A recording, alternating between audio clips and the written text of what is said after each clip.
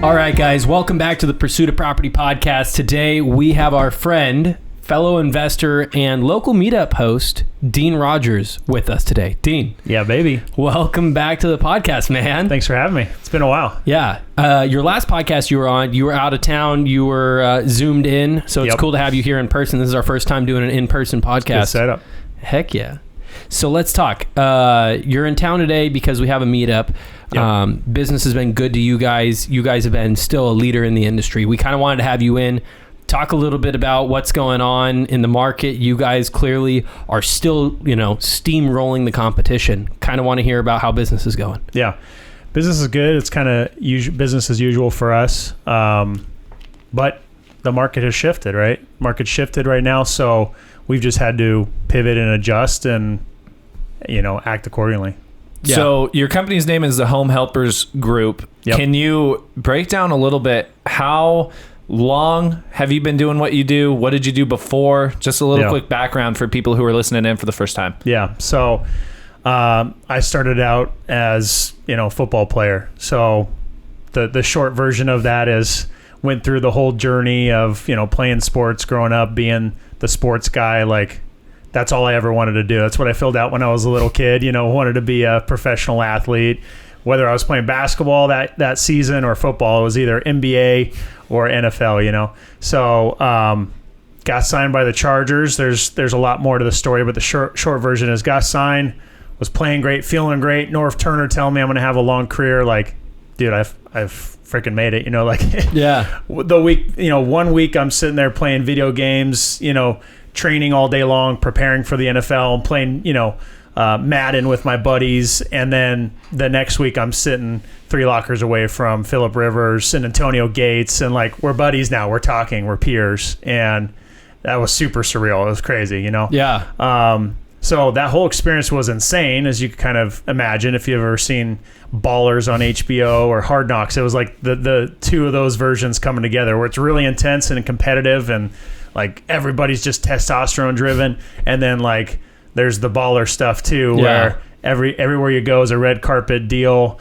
Women, the most beautiful women you've ever seen in your life, throwing themselves at people right in front of you. You're like, what just happened? Right. This is crazy.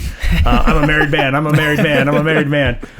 Which I was. I got married a month out of college. Kind of funny, to my high school sweetheart. So there we go.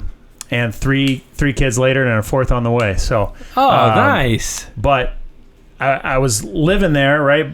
Living the dream, so to speak, and felt amazing. But North Turner switched positions on me, moved me from tight end to fullback, and now my full-time position, my full-time gig was to be a battering ram and try to kill people that were, as big and fast as me, 10, 15 yards away, and that's a head-on crash, that's a head-on collision. And although I was playing great and feeling great, and North Turner telling me I'm going to have a long career, I just knew after, Junior Seau killed himself that year, ESPN was talking about concussions. Yeah. If I keep doing this, I am certainly going to die. This isn't going to work out good in the future. Although, even though it was everything I wanted it to be, it was just that one part that I couldn't avoid. Right. And maybe I could argue, do I try to go to a different team? Do I go on this journey? But nonetheless, that was still going to be a part of the game that I just couldn't run away from. You know? And it's not like I had the position to go to North Turner and say, hey, tell Antonio Gates to scoot over, Pro Bowler, legendary Hall of Famer. Yeah. That's my spot. That wasn't going to work out. So decided to hang up the cleats. And from there, had to start over from scratch. What skills did I have for the real world, So did the good old Google search and did how to get started in real estate, because I remember late night Dean Graziosi infomercials at 2 a.m. as a teenager, being on the edge of my seat wanting to buy his course. And so I think that was the kind of push that told me there's something else out there for me. And that was 9 years ago. And so been in the business ever since. I was hooked and obsessed from the very first podcast. So when I Google searched, I found Sean Terry's free Flip to Freedom podcast, right? The power of podcasts. And that was the spark that lit in me to be like, dude, this is the vehicle that's going to get me back to that NFL dream lifestyle. Like, this is the vehicle, because I can put in my effort and my energy to this low barrier to entry thing that I didn't have to have some specialized skill or had to go to school for, and this could propel me forward. And so just been obsessed ever since. That's so sick. I mean, I think it's important to touch on that you had made your dream, and how hard was it to make the decision that you're going to let go of your dream because you recognize what it cost? I still wake up having dreams to this day of still playing, and then waking up and being sad that I'm not. So that happens, right? Like, that's just the reality of it. But I knew in my heart that if I kept doing it, it was going to definitely destroy me. Like, And hey, some people, maybe their head's a little harder or whatever it is, and can take the beating a little bit longer or what, but I just... Less brain cells to lose. Less brain cells to lose. I don't know what it was.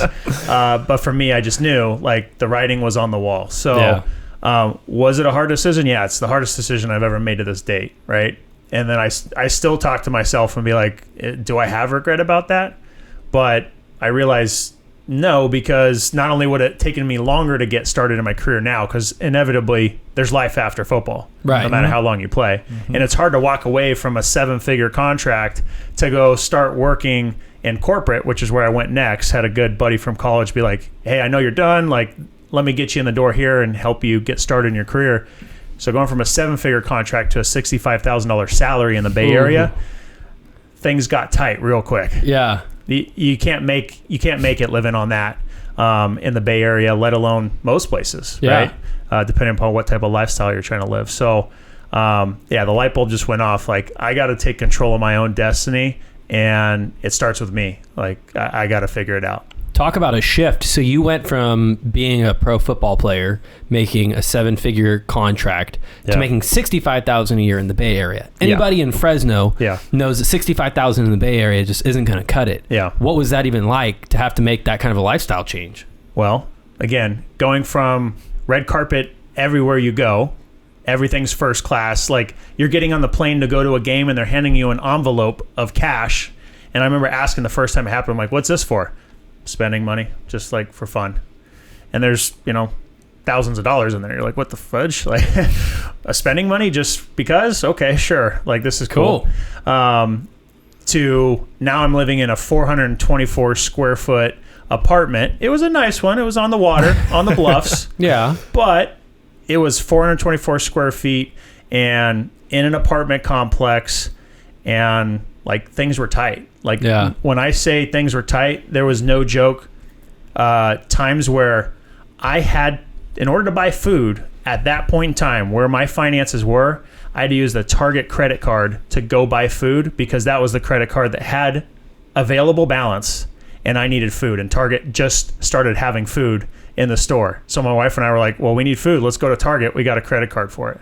Like, that's how tight things got. So that's where my eyes just exploded when it came to that annual review from the corporate job, and they're like, yo, you killed it. Because, dude, I killed it. I put all my effort into it. I'm like, this job is so easy. Like, I'm sitting in a chair now, like, and I hit this keyboard. Like, this is crazy easy compared to what I used to do, the amount of effort and physicality. And they're like, wow, you crushed it. We'll increase your salary by $2,000. I'm like, oh, like, how long is it going to take me to even get to 6 figures? Right.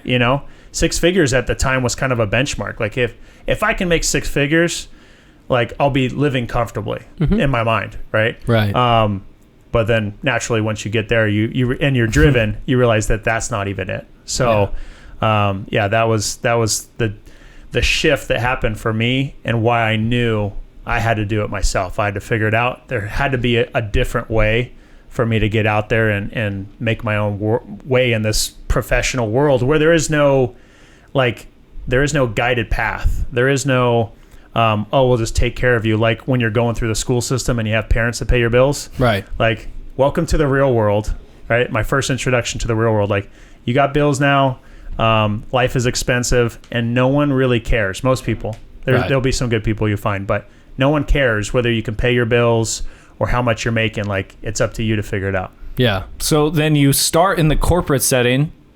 you know, talking about the lows that you guys experienced compared to those crazy highs of, you know, being a part of the NFL, right?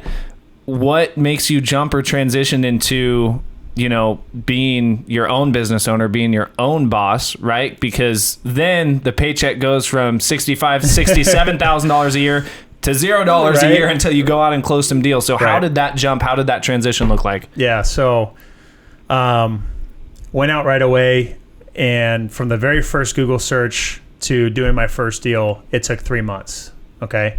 So that's pretty quick. It was pretty quick. You know, some people, it takes them, you know, a year to do their first deal, and then sometimes people do it in a week, you know, and right. You're like, damn it. How'd you do it? But did my first deal, and funny enough, right, I mentioned I found Sean Terry's podcast. Mm-hmm. It was actually co-wholesaling. My first deal was co-wholesaling with Sean Terry. So I was listening to his podcast so closely and intentionally that I actually was doing the marketing he was describing he was doing in his market, in the places he was saying he was marketing. So found a deal, didn't get it sold right away. So I got smart, went to his website, submitted it like I was the seller. His acquisition guy called me, and then he's like, oh, I'll get you connected with Sean. And now I'm talking to Sean, like my new hero, right? This new person I looked up to.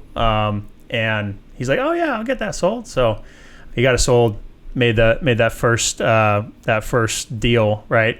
And from there, just kept rolling it into more marketing and doing deals, right? And just took it from there. You know what's so funny about that is that you've become Sean for a lot of people here in Fresno. Right?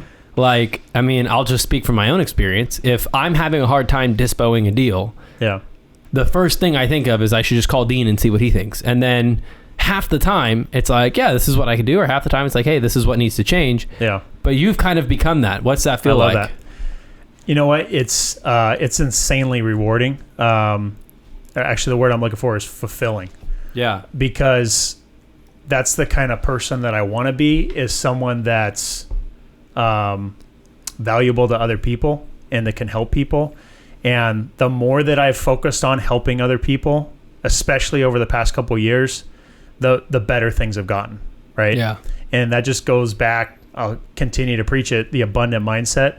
Like the more that you're willing to just come to the table and willing to provide value without necessarily expecting something and helping that person, the abundance, law of attraction, all that kind of stuff usually gets reciprocated, whether it's in the near future or later down the road. You know, people don't forget about you helping them. So oftentimes, whether someone's new or experienced comes to me and asks for help, always happy to, like, I always want to do a deal and always want to make something work out. So we try to put our best foot forward. And if we can make it happen, like, it's just a win-win for everybody. Yeah. You know, and it just feels so good. Like, that's how the whole, you know, Friends with Benefits started, was the idea of like, man, I love sending friends money. Like, it just feels so good. Yeah. And it's fun. So business has got more fun as a result of it. And it's just super fulfilling. Yeah. So the Home Helpers group, all the real estate investing that you guys are doing, all the stuff you guys have been doing over the past, 8-9 years, are you guys primarily still all in the Central Valley? Where are you guys looking for deals? Where are you guys doing deals? I know you guys have got a buyer's list bigger than frickin' everybody else's combined here all the way through. So where are you guys doing deals? So our bread and butter is right in the Central Valley. Naturally, there's some fringe deals that kind of end up blending into the Bay Area or Los Angeles area. So we do deals there from time to time too. But the more, because I've been asked or kind of like pushed, like, hey, why don't you guys go into some other markets, right? You guys are doing good here. You guys would do great in other markets. But the more that I've been focused on, let's go deeper and wider in our own area, it's always been a decision that's paid off. And so as a result, we have been doing more deals each time we've kind of made that decision and either brought in another team member, right? As a result of that, what's that pivot, or we've brought in another marketing channel, or we've doubled down on some marketing, whatever it is, or doubled down on relationships. It's always paid off more. And I'd rather be an authority in a certain area and well known than kind of just spread out all over and just have some relationships. And like the fact that we're sitting here now talking is evidence of it. And it's just fun. Like you start to build meaningful relationships with other good people, and that attracts more good people. It's just the way that's, I think, has been the best, and it's fun. Well, and I think you've made some good points, especially you started 9 years ago. The market's been doing pretty well. Yeah. Right. And as you've done well, you've continually, and correct me if I'm wrong, when I first met you, you weren't doing meetups and you weren't doing some of these extra things like YouTube and all that. Yeah. Now you're doing trainings, coachings, meetups locally. Kind of it plays back to the more you've given back, the better business has been. Over the last few years, have you seen that helping give back to that community? Has that really been super rewarding, or is that more for show? Yeah, it's been rewarding from, again, the relationship standpoint. It's been rewarding financially. Like everything about it has been better. And we started the meetup 2 years ago because I wanted to be intentional about building more relationships. At that time, it was like, okay, a good amount of people know us or know of us, but I feel like the relationships could be even closer, even tighter. Like we were doing some deals with other people. We had done some partnerships and some flips with other people that were established and we knew, right? But at the time it was like, I want to become even more established in the market, right? From like an authority standpoint, because anytime you're the person behind the mic, right? Like you guys as the host, there's instantly, without question, more authority. Yeah. Without question, right? So just the fact that you guys have a podcast are already creating more of, a following, more credibility, right? As a result. And then as they hear you talk and share the experiences and the knowledge you have, that further establishes the credibility and the authority and all that. So it was definitely a thoughtful move. Like, you know what?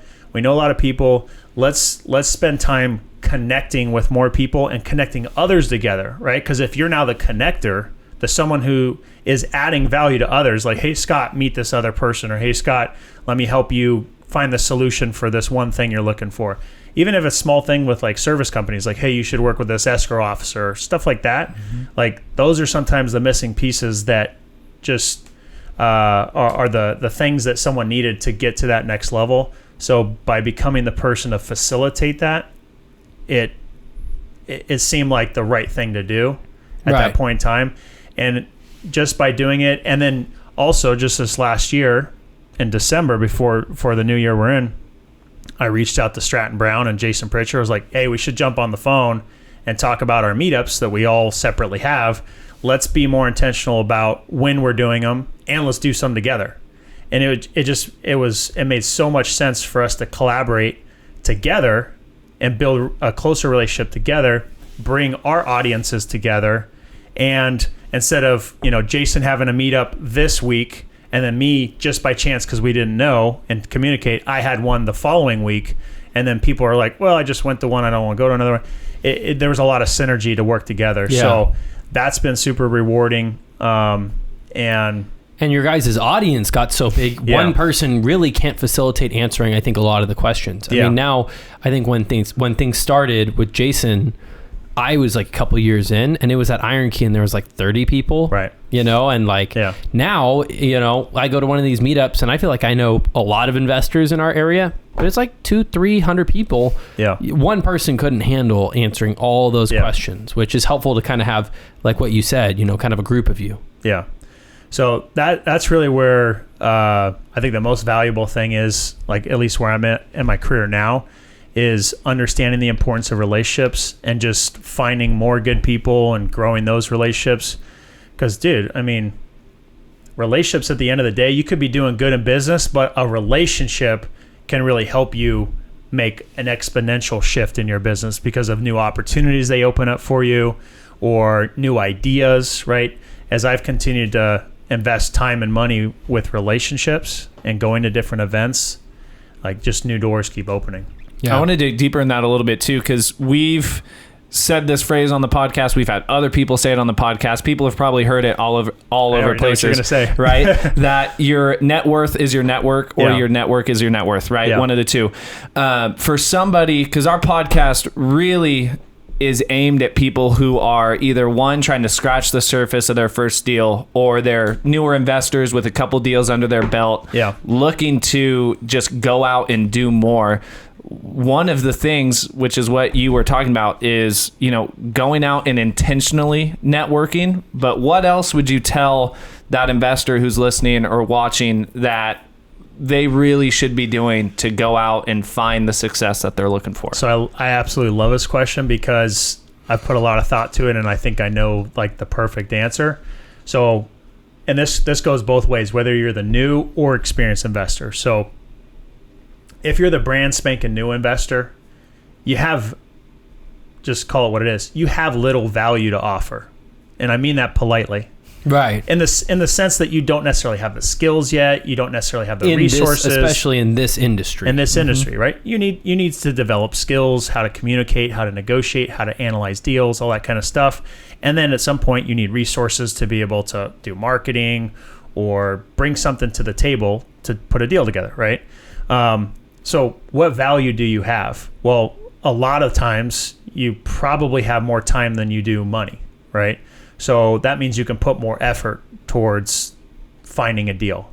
So my best advice for the new investor is to add value. Go find the experienced investor in your market that you know, like, and trust, that maybe you've been following. Maybe you've met that person, or at least there's just a lot of credibility from the standpoint you see them working with other people that you know, like, and trust. Okay. So find that person, search them out, and then don't go to them with the give me value. Go to them with value. Well, again, you don't really have much value at that point. So how do you find it? The obvious answer is a deal, right? Or even just a qualified lead, right? And for us, like, our Friends with Benefits program was designed to facilitate and help that new and experienced investor from the standpoint of, like, even if you don't have a deal yet, you haven't been able to figure that out, we're willing to take that qualified lead and work with you to help negotiate the deal with the seller. Call them, negotiate, go on the appointment, get pictures, help work through that entire sales process to ultimately negotiate most likely the best deal that you probably weren't going to be able to negotiate because you didn't have the skills or the knowledge how to do so. And then we're going to even take it to the other side of work to find a buyer to wholesale that deal, or maybe we'll even flip it, right? Mm-hmm. And then we're going to handle the whole escrow process, make sure the deal doesn't fall apart there, get the deal done, turn it into money, make money together, and be willing, even if we provided 99% of the value, because all it was maybe a qualified lead, right? We'll split it 50-50. Even on the deals where you have it under contract, we'll split it 50-50, because all things are going to kind of equal out. Let's just make it simple. Let's treat each other like partners. Let me speak to this, because you and I have done a couple deals now. And up until this year, I'd been trying to find stuff. It just didn't work out. So honestly, thank you for not blocking my number, because I called you for quite a few deals. Yeah. And now I rep your shirt quite often because it fits very well. The Friends with Benefits program is interesting and it's beneficial because I think a lot of people who don't know what they're doing, and I'm going to even say people like myself who have been doing this for 4 years, but I was just telling you I fumbled the bag this morning. Mm-hmm. Sometimes it's helpful having somebody like you who goes through this many deals, and you've proven to me that you really do want to help people learn how to do this the right way, and you still pay. Some people would say, you're going to pay for your experience. You're not going to get any money. You're just going to see how to do it. Or I'll give you a finder's fee for $1,000 or whatever, right? Right. And you're going through, you're closing the deal, giving that 50%. And the whole time I'm on the email thread seeing what's going on. Right. And for example, we just did a deal that had a pretty healthy profit, but in the middle of the escrow, there had to be some adjustments. Mm-hmm. And instead of you being like, hey, you know what, you're getting half the money, you brought the deal, figure it out. You were like, hey, this is how I do it. Yeah. You gave me the script, you gave me the coaching, and then, I had to go do it eventually and make that call. And it worked exactly how you said it would. And then the deal got done and your half got done very smoothly, and seller got out of a foreclosure. Yeah. Buyer got into the home. You and I got paid. It was a great deal. So I think that Friends with Benefits program, I couldn't talk it up more. And I still, to this day, I'm sending people that hit Appreciate me that. up. I'm like, hey, you know what? My boy Dean, I can't handle it, but this guy, Dean right here, he's going to be good for it. It's all about value. And like, I think the more that you're just willing to give value, and there's going to be some people who you can just kind of feel out are takers. They want to take information. They're not looking to reciprocate it. And so I might shy away from those people, but a brand spanking new person that reaches out, like I want to give value to them because not only does it feel good, but your attitude towards things is part of your brand. Like I want to represent who I believe myself to be, which is a good person who's helpful, like who does good business, always does the right thing. That's one of the biggest thing to like preach is we're not trying to do anything in the gray area in terms of how we treat relationships. Because there's some people like we don't even do contracts with people. People talk about JV contracts, like, hey, you promise we're going to split it. I go the opposite. I want no contract, and I want you to give me all the rights to the deal, and the money's going to go to me when escrow closes because I want to handle the whole process. I know I'm going to do it the right way. Like, I'm not willing to screw someone over, even if it's $100,000. And not to say this nonchalantly, but like a new $100,000 that I might have taken from someone's cut and kept for myself and not given to them will not change my life at all. It won't do anything. Right. Won't allow me to go do that new thing that I couldn't before. It's not going to make me feel better. Nothing. So, but by burning that one person and that then spreading as they did shady business, that's worth so much more money lost. You're also right? a moral dude. Like, I bet you wouldn't be able to go to sleep at night if you knew that you stole money that you promised. And I've been screwed over by people too. Yeah, we have too. I've lost multiple six figures of real money out of my bank from people doing things wrong. So that further reinforces the fact that I will never screw someone over, ever, ever. And I'm always going to do things the right way. So, so going back to your question, like, I love that question because the new person or experience has value from some perspective to provide. So that new person that comes with a deal, even if it's just a qualified lead, a person who is experienced will see that as an opportunity. And if they see that this person's hustling, they genuinely have the effort and the mindset to support the fact that they want to get better, I want to see that person win. Right. I want to see that, and I want to be the person that helps them win too. So if you come from that mindset, the new person adding value, the experienced person is receiving value, but also giving a tremendous amount of value, knowing that they're helping somebody.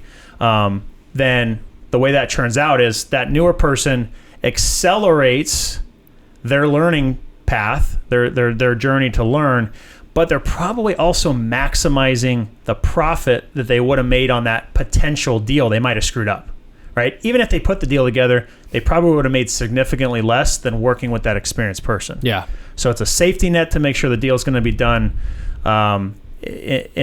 put it in the best position to be successful, and probably maximizing the profit. Even though you're splitting it, you're probably going to make more than you would have on your own, right? So there's all that into perspective. And then the flip side is if you're the experienced person, to search out others that are newer and you can see are people who are genuinely trying and are good people putting in the effort and providing value to them, not expecting anything, but just genuinely like planting seeds. Like, I want to help people and I want to be known as the person that's willing to help people. And then the law of attraction just ends up bringing that back. So, and I want to rewind because this is really good. I want to rewind to what you said when you have doubled down in our own market here, like gone deeper instead of just going all over the place, right? And all of these things you're talking about, you know, wanting to be a pillar in the investor community and the real estate community here in town as outsiders. Boom, check mark. Dean checks the box, right? He's doing that. He is, here to help. I mean, that's why, like, the Home Helpers group attests to you and all of the people on your team, like, to a T, because that is exactly what you guys are doing and coming from a spot where really you guys are just really, really good people in the business. So I want to ask what, a lot of the things that you have shared that you want to be doing. As an outsider, I'm looking at you and hearing these things and saying, dude, you are doing all these things and you're doing it extremely well. What more are you wanting to do in the sense of what are your goals? What are Home Helpers Group's goals that you guys still have in mind that you think you may not have accomplished yet? Yeah. Well, I feel very bullish on the idea that like we're doing good, but we're only performing like here when we could be here. And maybe that's just because I'm ambitious or whatever, driven, whatever word you want to use, but knowing how well we're doing and then looking at the market potential, like I feel like there's so much untapped potential, and it goes back to like doubling down on the area.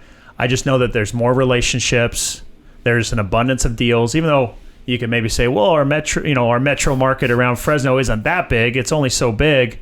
It's like, yeah, but there's enough deals for everybody. And I'm a believer that through relationships and continuing to be dominant in marketing, paid marketing that we're doing, the combination of the two, there's still room for like exponential growth.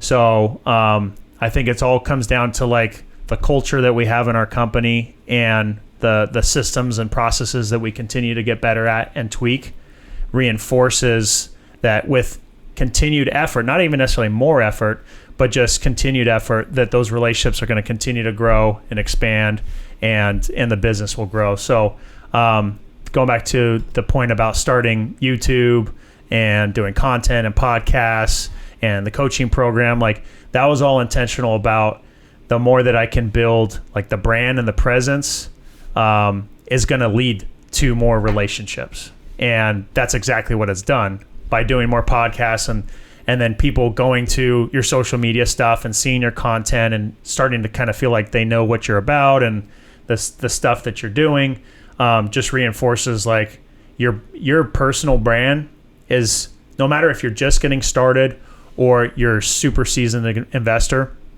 your personal brand is insanely powerful. Mm-hmm. And even if you're just brand new and you're Joe Schmo that doesn't know anybody, but I came from this background and I'm ready to work really hard, like that is already a brand established.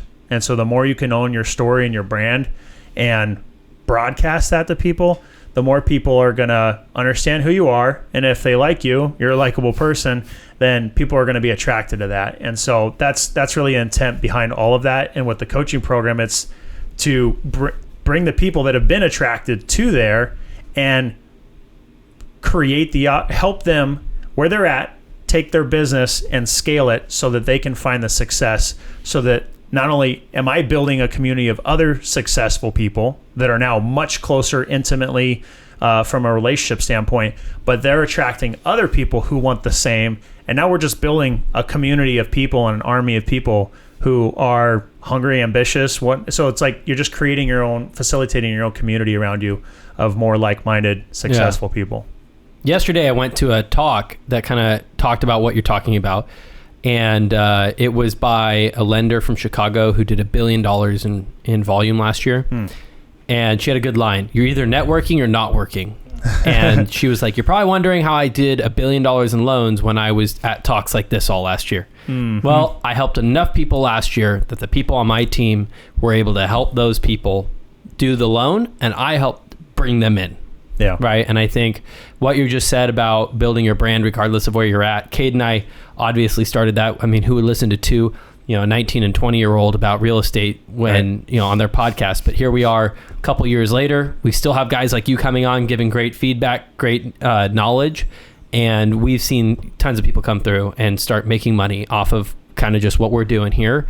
And they themselves have brought in people underneath them to learn how to make money. And I think, we have yet to have a moment where we felt like there's not enough deals. What are we doing here? Yeah. Well, you guys are great. Like the perfect example. You might not have had the experience, right? But you guys came in and established your brand. This is who we are. This is where we're at. This is where we're going after. And that in itself, like, attracts other people. Because who doesn't want to be around two young, ambitious guys who have the right mindset, that don't necessarily have where they want to be at yet, but they're going after it. I want to see how they do. Yeah. Right? And I bet there's people who watch it and they're like, they're not going to make it. But we got a lot of people who cheer us on, and it's been a good opportunity to really get to meet more people. I know you are doing a whole bunch of stuff right now, and you're at a point in your business where things are doing, where you're doing a lot of different things, right? So you mentioned YouTube training, coaching. You also run your whole team. Yeah. If you were maybe a newer person in this market shift and you had to focus on one thing right now in order to make it through, maybe right now you're not doing so great.